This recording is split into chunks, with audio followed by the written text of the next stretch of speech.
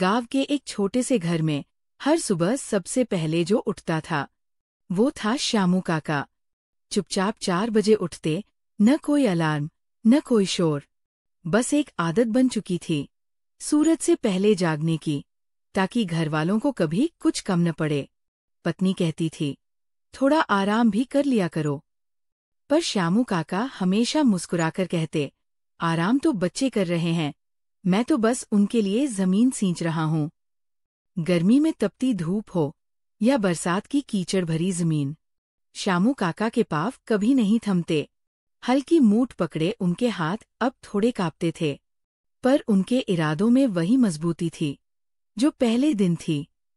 किसी ने एक बार पूछा, काका, इतनी मेहनत के बाद भी आपके पास क्या बचता है? काका हंसकर बोले, हर शाम जब मेरे बच्चे भरपेट खाना खाते हैं और हंसते हैं, वही मेरी सबसे बड़ी कमाई है। श्यामू काका कभी स्कूल नहीं जा पाए, लेकिन उन्होंने ठान लिया था, उनके बेटे और बेटी को पढ़ाना ही उनका सपना है। कभी दूध बेचकर फीस भरते, तो कभी रात में दूसरों के खेतों में काम करते। उनकी थकान, उनकी भूख, सब उनके बच्चों की कॉपी किताबों से छोटी लगती थी। जब बेटा रवि शहर पढ़ने गया, तो श्यामू काका अपनी सबसे अच्छी धोती पहनकर स्टेशन आए, लेकिन उनकी चप्पल फिर भी टूटी हुई थी। बेटे ने कहा, पापा, आप भी कुछ नया खरीद लिया करो। काका ने सिर पर हाथ फेरा और बोले, जब तू डॉक्टर बन जाएगा ना बेटा, तब सबसे पहले तेरे लिए जूते भी लूंगा, और अपने लिए एक नई चप्पल भी। रवि अब एक बड़ी कंपनी में अफसर बन गया था। नई गाड़ी, नया फ्लैट, नए दोस्त।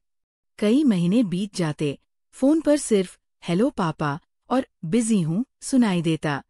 श्यामू काका वही के वही थे, उसी टूटी छत के नीचे, उसी पुरानी चारपाई पर लेटकर हर शाम बेटे की कॉल का इंतजार करते। एक दिन रवि अचानक गांव लौटता है। काका की झुर्रियों में अब उम्र नहीं, इंतजार बसता था।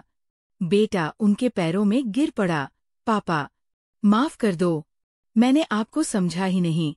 श्यामू काका ने उसे उठाया और मुस्कराकर कहा, बेटा, एक बाप का सपना बस यही होता है कि उसके बच्चे उससे आगे निकल जाएं, और तू तो मेरा सपना पूरा कर चुका है।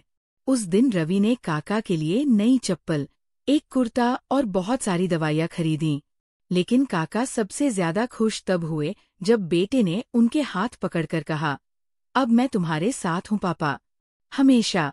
बाप वो नींव होता है जिस पर पूरा परिवार खड़ा होता है। वो कभी रोता नहीं, पर हर आंसू खुद में छिपा लेता है। उसे तो बस अपने बच्चों की तरक्की चाहिए, खुद की पहचान नहीं। आज अगर वो हमारे साथ है, तो एक बार जरूर पूछिए, पापा, आप कैसे हो? क्योंकि एक बाप हमेशा आपके जवाब के इंतजार में होता है, चुपचाप।